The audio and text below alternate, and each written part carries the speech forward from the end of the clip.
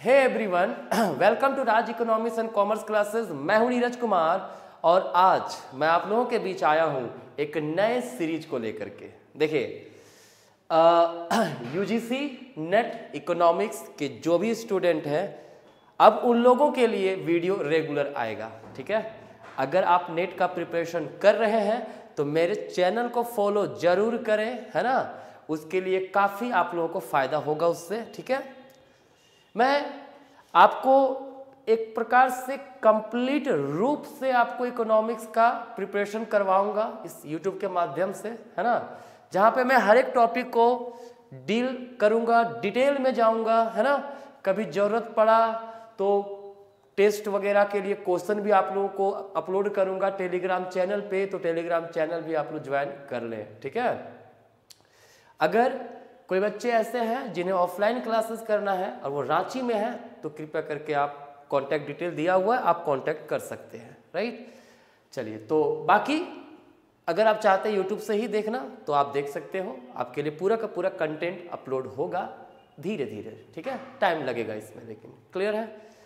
तो अगर आप लोग यूजीसी नेट इकोनॉमिक्स मतलब पेपर 2 का डिस्कशन में करने वाला हूँ फिलहाल, है ना। पेपर 1 लाऊंगा, उसमें भी टाइम लगेगा, बट फिलहाल पेपर 2 मैं डिस्कस करने वाला हूँ, है ना, इकोनॉमिक्स का। इसमें किसके बारे में डिस्कस करेंगे हम लोग? पेपर 2 अभी चलेगा आप लोगों का। ठीक है, पेपर 2 जिसमें इकोनॉमिक्स से सवाल रहेंगे जो इकोनॉमिक्स के स्टूडेंट हैं उनके लिए। ठीक है, टोटल नंबर ऑफ क्वेश्चन 100 होता है। मैं सिलेबस डिस्कस ऑलरेडी कर चुका हूँ यूजीसी नेट इकोनॉमिक्स पेपर का। ठीक है, और उसका डिस्क्रिप्शन में आपको लिंक मिल जाएगा, आप एक बार सिलेबस चेक कर लीजिए। क्योंकि मैंने सिलेबस के साथ ही साथ रिकमेंडेड बुक भी बताया था उसमें कि कौन सा पेपर के लिए कौन सा बुक आपके लिए काफ़ी अच्छा होगा। ठीक है, तो चलिए आज ही श्री गणेश करते हैं हम लोग, है ना। तो सबसे पहला कॉन्सेप्ट हम लोग समझते हैं, कॉन्सेप्ट ऑफ डिमांड, है ना।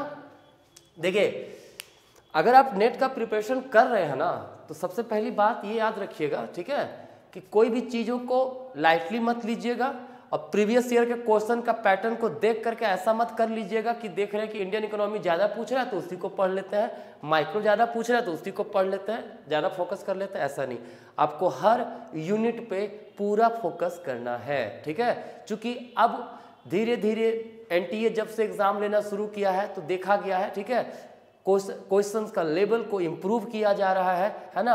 फैक्चुअल क्वेश्चन डायरेक्टली नहीं आता है, अब थोड़ा सा ट्रिकी क्वेश्चंस आता है, ऐसे क्वेश्चंस आते हैं जिसमें आप थोड़ा सा सोचना पड़े आपको, उस तरह के क्वेश्चंस आपको मिलते हैं। ठीक है, तो हर यूनिट के जितने सिलेबस में जो भी टॉपिक्स है, हर टॉपिक को डिटेल एनालिसिस आप लोग कीजिए, है ना। जितना हो पाएगा मेरे से यहाँ ऑनलाइन मैं उतना आप लोग को करवाऊंगा। बाकी आप बुक से इसको जरूर पढ़ें, जो भी टॉपिक मैं पढ़ा रहा हूँ आपको उसको फिर आप एक बार जाकर के बुक में पढ़ लें। ठीक है, नेक्स्ट इसके बाद क्या है कि मैं जब भी पढ़ा रहा हूँ तो ये मान के चलूंगा कि आप लोग ग्रेजुएट सब कोई हो, मास्टर्स में हो या मास्टर्स भी कर चुके हो, है ना।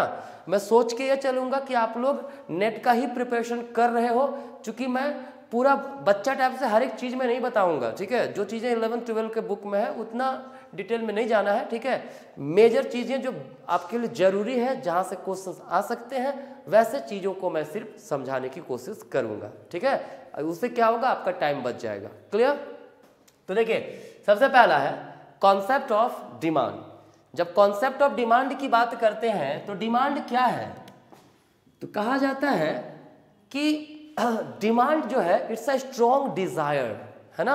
ये क्या है, एक स्ट्रॉन्ग डिजायर है। ठीक है, लेकिन डिजायर कौन सा डिजायर? क्या सिर्फ डिजायर करना डिमांड होगा? नहीं होगा। ठीक है, एक क्या होना चाहिए, डिजायर होना चाहिए आपके पास। ठीक है, उसके बाद विलिंगनेस टू पे होना चाहिए, टू बाय होना चाहिए, है ना। एबिलिटी टू पे होना चाहिए। जनरली ये चीजें अगर आपका सेटिस्फाई कर रहा है तभी वो डिमांड कहलाएगा। जैसे मैं सिर्फ और सिर्फ डिजायर करता हूं कि काश मेरे पास एक लैम्बोर्गिनी कार होता, तो क्या ये डिमांड है? नहीं, सिर्फ डिजायर करना डिमांड नहीं हो सकता है। दूसरा देखना होगा विलिंगनेस टू बाय है, जो हम चाहते हैं क्या उसे खरीदने की विलिंगनेस हमारे अंदर है क्या उस कमोडिटी का? साथ ही साथ क्या एबिलिटी टू पे है, कैपेसिटी है भी। मैं कह रहा हूं मुझे लैम्बोर्गिनी कार लेना है, जेब में 100 रुपया है, तो भाई कैसे हम लैम्बोर्गिनी कार खरीदेंगे बताइए, एबिलिटी टू पे तो नहीं है ना। तो ये सिर्फ और सिर्फ डिजायर हो जाएगा, ठीक है, ये हमारा डिमांड नहीं होगा। लेकिन जब ये सभी चीजें सेटिस्फाई कर जाए कि आपके अंदर डिजायर भी हो, विलिंगनेस टू बाय भी हो, एबिलिटी टू पे भी हो, कोई पर्टिकुलर टाइम हो, तो क्या कहलाएगा, वो हमारा डिमांड कहलाएगा। क्लियर है? This is the meaning of demand, right. Now कहता है टर्म आता है डिमांड फंक्शन। क्या आता है? Demand function, right. तो डिमांड फंक्शन क्या होता है भाई? डिमांड फंक्शन बेसिकली बतलाता है डिमांड और फैक्टर अफेक्टिंग डिमांड के बीच का रिलेशन दिखाता है, ठीक है। जैसे फैक्टर अफेक्टिंग डिमांड क्या होता है?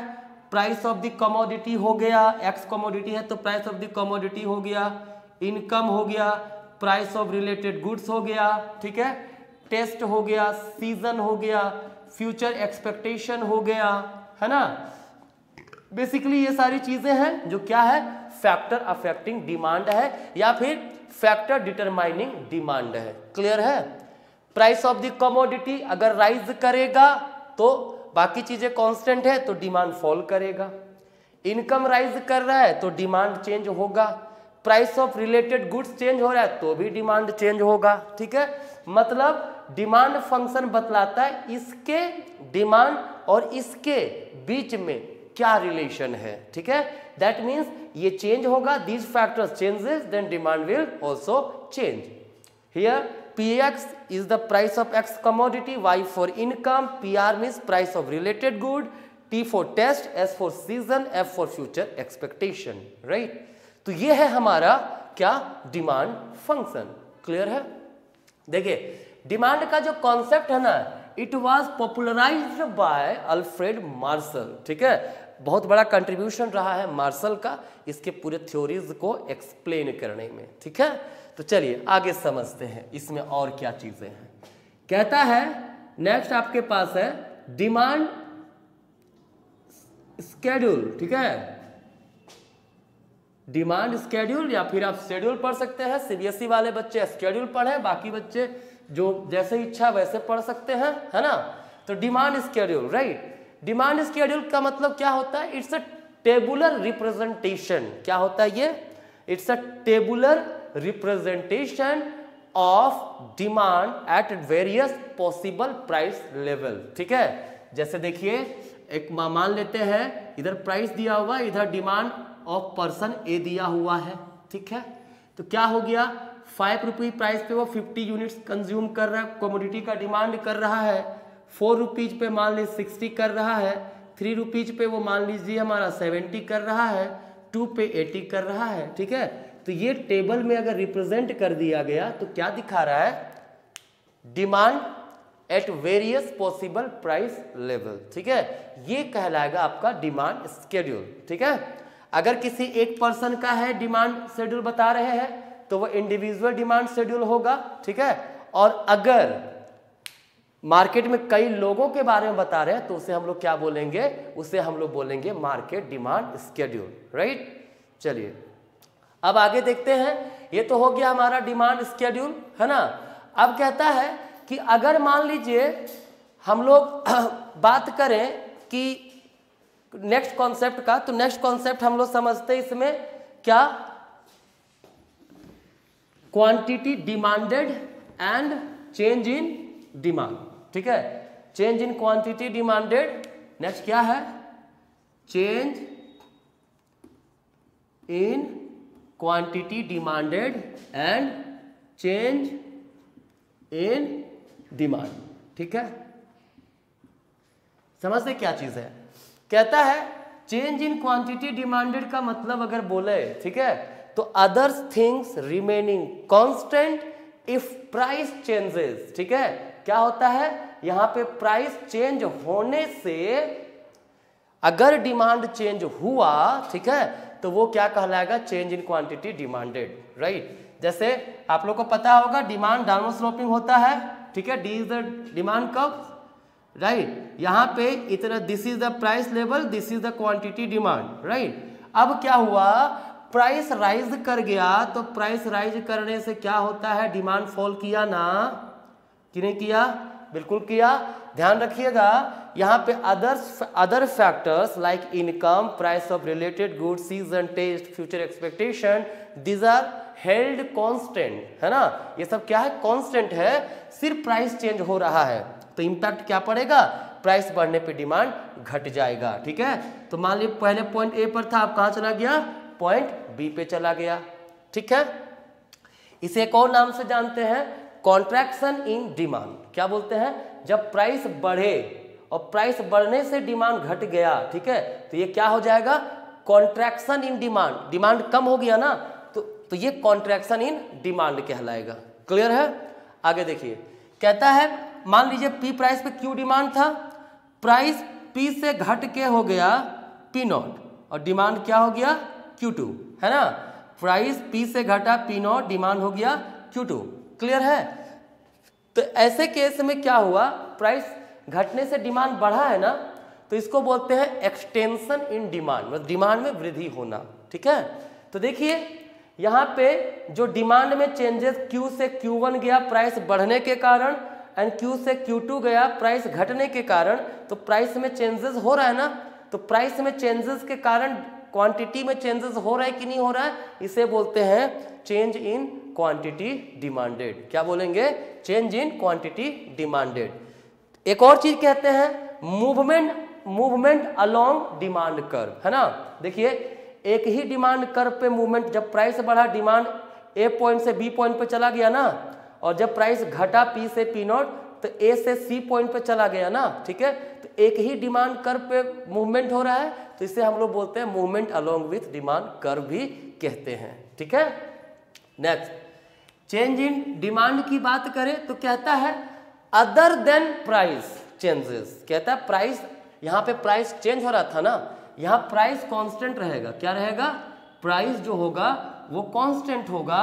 अगर प्राइस कांस्टेंट हो और अदर फैक्टर लाइक इनकम अगर चेंज हुआ, तो जो डिमांड चेंज होगा उसे कहते हैं चेंज इन डिमांड। क्लियर। जैसे दिस इज प्राइस लेवल, ये कांस्टेंट है, here D is the demand curve. इतना क्वांटिटी का डिमांड कर रहे थे, इतना क्वांटिटी हम लोग अभी ले रहे थे, अब हुआ क्या, इनकम बढ़ गया, तो इनकम बढ़ने से क्या हुआ ना, डिमांड हमारा ज्यादा होगा। पहले Q से अब था, अब कितना करने लगे, Q1 परचेज करने लगे। तो ये D से D1 गया ना, ये शिफ्ट हुआ किसमें, डिमांड कर्व में। अगर प्राइस कांस्टेंट हो, अदर फैक्टर में चेंजेस आता है, then there is shift in demand curve. और ये जो डिमांड OQ से बढ़ के OQ1 हुआ, इसको बोलते हैं चेंज इन डिमांड या इंक्रीज इन डिमांड बोलिए, ठीक है। यहाँ पे जब डिमांड बढ़ रहा था तो उसको क्या बोलते थे, इंक्रीज इन क्वांटिटी डिमांडेड, है ना। जो चेंजेस दिख रहा था उससे बोलते थे चेंज इन क्वांटिटी डिमांडेड। लेकिन यहाँ पर जो डिमांड में चेंजेस दिखेगा उसको बोलेंगे चेंज इन डिमांड। क्लियर है। तो ये है concept change in quantity demanded का, चेंज इन डिमांड। याद रखिएगा, change in quantity demanded causes due to change in price and other thing held constant. और चेंज इन डिमांड क्या होता है, चेंज इन डिमांड जो है वो बतलाता है कि प्राइस जो है वो कांस्टेंट रहेगा, अदर फैक्टर में चेंजेस हो रहा है। क्लियर है। तो यहां तक था, ये आपका था change in quantity demanded and change in demand. Clear. I hope आपको समझ में आ रहा होगा सारी बातें, है ना। अगर दिक्कत होगा तो कृपया करके कमेंट करके जरूर हमें बताएं, ताकि मैं आप लोगों के लिए और बेहतर वीडियो ला सकूं, ठीक है। तो ये क्या था, चेंज इन क्वांटिटी डिमांडेड, है ना। अब आते हैं लॉ ऑफ डिमांड। क्या है, law of demand. Law of demand क्या कहता है, law of demand establishes relationship between quantity demanded and price, ठीक है। ये किसके बीच में रिलेशन एस्टैब्लिश करता है, क्वांटिटी डिमांडेड, मतलब डिमांड एंड प्राइस के बीच में क्या रिलेशन है उसे रिप्रेजेंट करता है, ठीक है। इसके अकॉर्डिंगली ये concept was given by Marshall. First सबसे पहले मार्शल ने दिया था। उनका कहना था अगर other factors are held constant, मतलब इनकम, टेस्ट, सीजन, प्रेफरेंस, ये सारी चीजें कांस्टेंट हो, और अगर प्राइस फॉल किया तो डिमांड हमारा राइज करेगा, ठीक है। We will demand more quantity, है ना। अगर प्राइस इंक्रीज करेगा तो डिमांड फॉल करेगा, है ना। That means there is inverse relationship between quantity demanded and price, है ना। तो इसको ऐसा कर सकते हैं, डिमांड जो है it is inversely proportion to price. कैसा प्रोपोर्शन है? इनवर्सली प्रोपोर्शन टू प्राइस, मतलब प्राइस बढ़ रहा है डिमांड घटेगा, प्राइस घट रहा है डिमांड बढ़ेगा। क्लियर है? चलिए एक चीज ध्यान दीजिएगा, लॉ ऑफ डिमांड जो है ये क्वालिटेटिव एस्पेक्ट है। क्या है? क्वालिटेटिव एस्पेक्ट है। क्यों? क्योंकि ये सिर्फ और सिर्फ डायरेक्शन बताता है कि जब प्राइस घटेगा तो डिमांड बढ़ेगा, है ना। ये डायरेक्शन बता रहा है। ये क्या बता रहा है? डायरेक्शन के बारे में बात कर रहा है ना। ये कहीं बात नहीं कर रहा है कि प्राइस बढ़ेगा तो डिमांड कितना घटेगा, या प्राइस बढ़े तो डिमांड कितना घटेगा, या फिर प्राइस घट रहा है तो डिमांड कितना बढ़ेगा। ये नहीं बताता है। सिर्फ क्या बताता है? प्राइस घटेगा डिमांड बढ़ेगा, प्राइस बढ़ेगा तो डिमांड घटेगा। ठीक है ना। तो ये क्या दिखाता है? सिर्फ क्वालिटी बता रहा है, क्वांटिटी नहीं बता रहा है। क्लियर है? So this is all about law of demand. ठीक है, ध्यान दीजिए, मैंने इसको आप लोग अगर लिखते जा रहे तो अच्छी बात है, नहीं तो आप वीडियो रिपीट करके देख करके आप लिख लीजिए, है ना। देखिए, अगर आप एनटीए नेट का, यूजीसी नेट का प्रिपरेशन कर रहे हैं तब तो भाई आपके लिए तो वीडियो ये है ही। साथ ही साथ अगर आप किसी भी कॉम्पिटिटिव एग्जामिनेशन का तैयारी कर रहे हो जहां पे सिलेबस में डिमांड चैप्टर है तो आप ये वीडियो देख सकते हो। ठीक है, क्लियर है। अब आगे आते हैं, हम लोग ने क्या देखा कि डिमांड कर्व डाउनवर्ड स्लोपिंग है। क्यों डाउनवर्ड स्लोपिंग है? Due to inverse relationship between price and quantity demanded, है ना। तो भाई वो इनवर्स रिलेशन क्यों होता है ना, या फिर बोला जाए causes of downward sloping, downward sloping demand curve जो है, ठीक है, वो क्यों होता है, उसके क्या रीजन है। ठीक है, तो उसका रीजन आप क्या दीजिएगा, अब बताइए। देखिए, सबसे पहला हम लोग इनकम इफेक्ट बोल सकते हैं। इनकम इफेक्ट एक तो हो गया कि डिमांड प्राइस के बीच में इनवर्स रिलेशन होता है तो उस कारण से डाउनवर्ड स्लोपिंग बनता है। ठीक है, इसके अलावा क्या रीजन, मेन रीजन हो सकता है इनकम इफेक्ट। इनकम इफेक्ट का मतलब क्या होता है? जब किसी भी प्रोडक्ट का प्राइस बढ़ता है तो रियल इनकम मतलब परचेजिंग पावर हमारा कम हो जाता है, खरीदने की शक्ति जो है वो क्या होती है, कम हो जाती है। रियल इनकम को ही परचेजिंग पावर बोलते हैं। तो रियल इनकम क्या होता है, घट जाता है। और जब रियल इनकम घट जाएगा तो वैसी बात है हम लोग डिमांड कम ही करेंगे ना। अब खरीदने की शक्ति ही नहीं बची तो डिमांड कम होगा कि नहीं होगा? होगा। तो प्राइस और डिमांड के बीच इनवर्स रिलेशन एस्टैब्लिश हो गया ड्यू टू इनकम इफेक्ट। चूंकि प्राइस बढ़ा, रियल इनकम घटा ना जी हमारा, तो रियल इनकम घटा तो डिमांड घटा। तो जहां इनवर्स, जहां दोनों में अपोजिट रिलेशन एस्टैब्लिश होगा तो क्या होगा, डिमांड कर्व हमारा डाउनवर्ड स्लोपिंग बन जाएगा। दूसरा क्या है, substitution effect. Substitution effect, substitution effect क्या होता है भाई? सब्स्टिट्यूशन इफेक्ट होता क्या है कि ना, कि जब किसी कमोडिटी का प्राइस में इंक्रीमेंट हो, क्या हो, जब किसी भी कमोडिटी के प्राइस में इंक्रीमेंट हो तो प्राइस में इंक्रीमेंट के कारण क्या होता है कि आपको देखने को मिलेगा कि जो चीजें सस्ता है उसका कोई सब्स्टिट्यूट गुड्स अगर है तो उसका डिमांड करने लगेंगे हम लोग। जैसे मान लीजिए टी है एंड कॉफी है, ठीक है।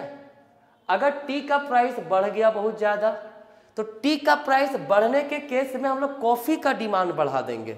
तो टी का डिमांड तो घट गया ना, इसका डिमांड तो कम हो गया ना। तो टी का प्राइस बढ़ने के कारण टी का डिमांड घट गया, क्योंकि कंज्यूमर स्टार्ट कंज्यूमिंग कॉफी, है ना। तो फिर से इनवर्स रिलेशन एस्टैब्लिश हो गया प्राइस और डिमांड के बीच में, ठीक है। तो प्राइस और डिमांड के बीच में जब इनवर्स रिलेशन एस्टैब्लिश होता है तो डिमांड कर्व क्या होगा, डाउनवर्ड स्लोपिंग आपका बनेगा, ठीक है। कहता है इसके बाद है साइज ऑफ द मार्केट। एक क्या हो सकता है हमारे पास, एक और कॉज क्या हो सकता है, साइज ऑफ द मार्केट। देखिए अभी प्रेजेंट टाइम में अगर बोले आईफोन का मार्केट कितना बड़ा है इंडिया में, तो मेट्रो शहर को छोड़ करके अगर रूरल एरियाज में चले जाओ तो आईफोन का मार्केट बहुत अच्छा नहीं है इंडिया के रूरल एरियाज में। क्यों नहीं है? क्योंकि वहां पे लोग उसको अफोर्ड नहीं कर पा रहे हैं, ठीक है। लेकिन अगर वो सस्ता हो जाए, क्या हो जाए? वो सस्ता हो जाए तो more customer, more buyer will be attracted to that market, है ना। जब कोई प्रोडक्ट सस्ता होता है ना तो ज्यादा से ज्यादा कंज्यूमर क्या होगा? उसकी ओर अट्रैक्ट होंगे, है ना। तो अट्रैक्ट होंगे तो उस प्रोडक्ट का डिमांड बढ़ जाएगा कि नहीं बढ़ जाएगा? ऑब्वियसली बढ़ जाएगा, ठीक है। तो इस कारण से फिर से देखा कि प्राइस डिमांड के बीच इनवर्स रिलेशन, और जहां इनवर्स रिलेशन स्टैब्लिश हुआ तो हमारा डिमांड का कैसा बनेगा? डाउनवर्ड स्लोपिंग बनेगा, क्योंकि यहाँ पे क्वांटिटी या फिर डिमांड लिया जाता है, ठीक है, और वाई एक्सिस पे क्या लिया जाता है? प्राइस लिया जाता है। क्लियर है? तो ये these are the main causes for downward sloping demand curve. कोई दिक्कत नहीं? चलिए अब देखते हैं आगे। तो क्या अब एक सवाल आता है कभी कभी हम लोगों ने पढ़ ही लिया कि डिमांड कर्व कैसा होता है? डाउनवर्ड स्लोपिंग होता है ना। क्यों होता है भाई? उसके रीजंस देख लिया मैंने। बेसिकली प्राइस और डिमांड के बीच इनवर्स रिलेशन होने के कारण डिमांड कर्व डाउनवर्ड स्लोपिंग होता है। और प्राइस डिमांड के बीच इनवर्स रिलेशन क्यों होता है उसके बारे में भी मैंने डिस्कस कर दिया। अभी तीन चीज था ना, इनकम इफेक्ट, सब्स्टिट्यूशन इफेक्ट, और इसके अलावा क्या था हमारे पास? एक साइज ऑफ मार्केट। क्लियर है? अब एक सवाल ये आता है कि क्या हर जगह ये लॉ अप्लाई होता है? क्या नहीं होता है, ठीक है। कहाँ कहाँ अप्लाई नहीं होता है? वेबलन गुड्स नाम सुना होगा आप लोगों ने। Veblen goods basically prestigious goods को बोलते हैं, जिसमें प्रेस्टीज होता है ना। मतलब क्या, लोगों को लगता है उसको अगर वो चीज़ हम लोग रखेंगे तो हमारी इज्जत बढ़ जाएगी, ठीक है। देखिएगा लोग जब जिनके पास आईफोन होगा ना, ठीक है, तो बात भी कर रहे होंगे ना तो एकदम जहाँ पे लोगो लगा हुआ रहेगा वहाँ पे उंगली दिखाए हुए बात करेंगे, ठीक है। क्यों? क्योंकि उसका एक इम्पैक्ट बनता है कि जिसके पास आईफोन है वो पैसा वाला आदमी है ना, रईस फैमिली से बिलोंग करता है, ठीक है। तो उससे उसको लग रहा होता है कि मेरा प्रेस्टीज बढ़ रहा है, ठीक है, मार्केट में इज्जत बन रहा है। तो जिन गुड्स में प्रेस्टीजियस टैग का फील हो उसका हायर प्राइस होने पर भी डिमांड ज़्यादा होगा, ठीक है। और जो गुड्स प्रेस्टीजियस गुड्स होते हैं, है ना, जिसमें लगता है कि इसमें इज्जत बनेगा, ठीक है, वो गुड्स जनरली महंगा ही होता है, ठीक है। तो वहाँ पे लॉ ऑफ डिमांड आपका अप्लाई नहीं होगा। क्लियर है? नेक्स्ट है आपके पास गिफेन गुड्स। क्या है? Giffen goods. गिफेन गुड्स है रॉबर्ट गिफेन्स के द्वारा दिया गया है, ठीक है। इसमें लॉ ऑफ डिमांड अप्लाई नहीं होता है। बहुत जगह क्या होता है ना, पीपल जज the quality of a product by its price. Higher price अच्छा क्वालिटी होगा, वैसे चक्कर में क्या होता है, बहुत जगह लॉ ऑफ डिमांड अप्लाई नहीं होता है। तो यहाँ पर भी क्या होगा, डिमांड कर्व अपवर्ड स्लोपिंग ही बनेगा, ठीक है। इसके बाद है बैंडवा गॉन इफेक्ट। क्या है? बैंडवा गॉन इफेक्ट। बैंडवा गॉन इफेक्ट क्या होता है भाई? अगर हम लोग बैंडवा गॉन इफेक्ट की बात करें, ठीक है, तो बैंडवा गॉन इफेक्ट का मतलब एक प्रकार से डेमोन्स्ट्रेशन इफेक्ट होता है। क्या होता है? Demonstration effect. लोग कभी कभी ना कोई चीज इसलिए कंज्यूम कर रहा है क्योंकि दूसरे लोग उसे कंज्यूम कर रहे हैं। हम एक सोसाइटी में रहते हैं जहाँ पे लोग बहुत मतलब महंगे महंगे प्रोडक्ट या फिर अच्छे अच्छे प्रोडक्ट उन लोग डिमांड कर रहे हैं, एकदम यूज कर रहे हैं। तो हम लोग रहेंगे तो हम लोग भी वैसे प्रोडक्ट की आदत बन जाता है, हम लोग भी उन लोग को देख करके वैसे प्रोडक्ट को हम लोग भी कंज्यूम करने लगते हैं। तो भले उसका प्राइस बढ़ रहा हो फर्क नहीं पड़ेगा, people are using that commodity, तो उसी चक्कर में हम लोग भी उसको कंज्यूम करने लगते हैं। तो उसे बोलते हैं बैंडवागन इफेक्ट, है ना। इसको हम लोग डेमोन्स्ट्रेशन इफेक्ट बोल सकते हैं, प्रदर्शन प्रभाव, दिखावटी, देख करके लोगों को देख करके कॉपी करना, ठीक है। ये इस केस में नहीं होता है लॉ ऑफ डिमांड अप्लाई। ऐसे केस में डिमांड कर्व डाउनवर्ड स्लोपिंग नहीं बनेगा, ठीक है। तो ये मेन कॉन्सेप्ट, ये सारे बेसिक कॉन्सेप्ट थे डिमांड के, है ना। हमको उम्मीद है कि जितना चीजें मैंने आप लोग को बताया आप सबों को पहले से पता होगा, ठीक है।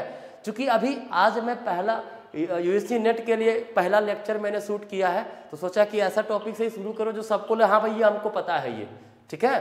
तो अब क्या होगा, नेक्स्ट वीडियो में मैं इलास्टिसिटी ऑफ डिमांड लाऊंगा, अलग अलग टॉपिक, सारे टॉपिक को लेके आएंगे, है ना। बहुत क्वेश्चंस आप लोग से करवाऊंगा, प्रैक्टिस वगैरह, ठीक है। तो बस कुछ मत कीजिए, वीडियो पूरा देखा कीजिए, शेयर कीजिए।